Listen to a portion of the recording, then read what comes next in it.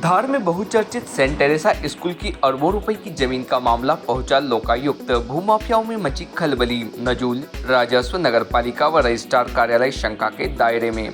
ईसाई समाज को दान में मिली अरबों रुपए की जमीन भूमाफियाओं व प्रबंधक मां बेटे ने कूट रचित दस्तावेज के आधार पर कर दिया सौदा। विवादित भूमि के नामांतरण होने से पूर्व ही नजूल नगरपालिका व अन्य शासकीय विभागों द्वारा भवन निर्माण की दी अनुमति।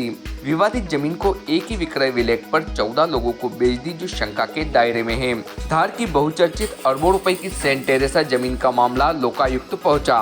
कूट रचित दस्तावेजों के आधार पर दास परिवार के मां बेटे सहित भूमाफियाओं ने अरबों रुपए की जमीन का किया सौदा, जिसकी जांच अब लोकायुक्त करेगा। ईसाई समाज की ओर से फरियादी ने एसपी लोकायुक्त को मई दस्तावेजों के साथ दिया आवेदन।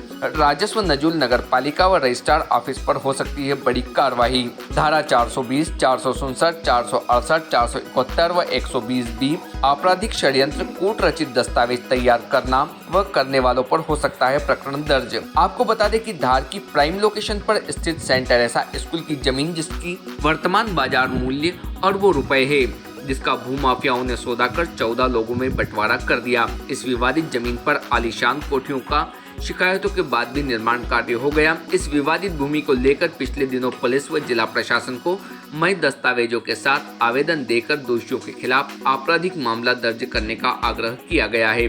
इसमें क्या कार्रवाई होती है, यह देखना होगा।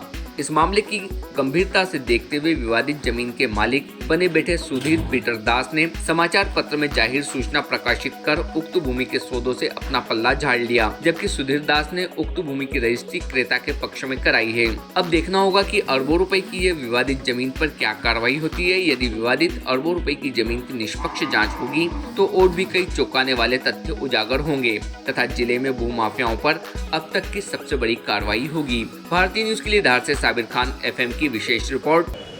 स्टेट के समय से जो धार महाराजा ने जो क्रिश्चियन समाज को ज़मीन दान में दी थी, ग्राम मगजपुरा में मिशन हॉस्पिटल और अपने हॉस्टल था और बंगला भी था, जिसको क्रिश्चियन संस्था चलाती थी। और 1972 में डॉक्टर ईपी दास जो धार में आए, जो संचालक के रूप में काम किया था जिन्होंने, उसके बाद में उनके देहांत के बाद इनकी मिसिस ने, ईला पीटर दास ने, फर्जी दस्तावेज बना करके उनके पुत्र के द्वारा और इसे एक ही विक्रय पत्र पे 14 लोगों को रजिस्ट्री कैसे की।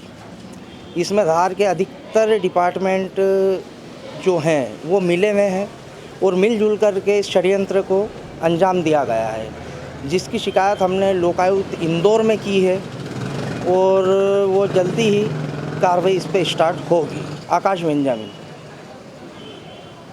Subscribe now to most exciting channel ever.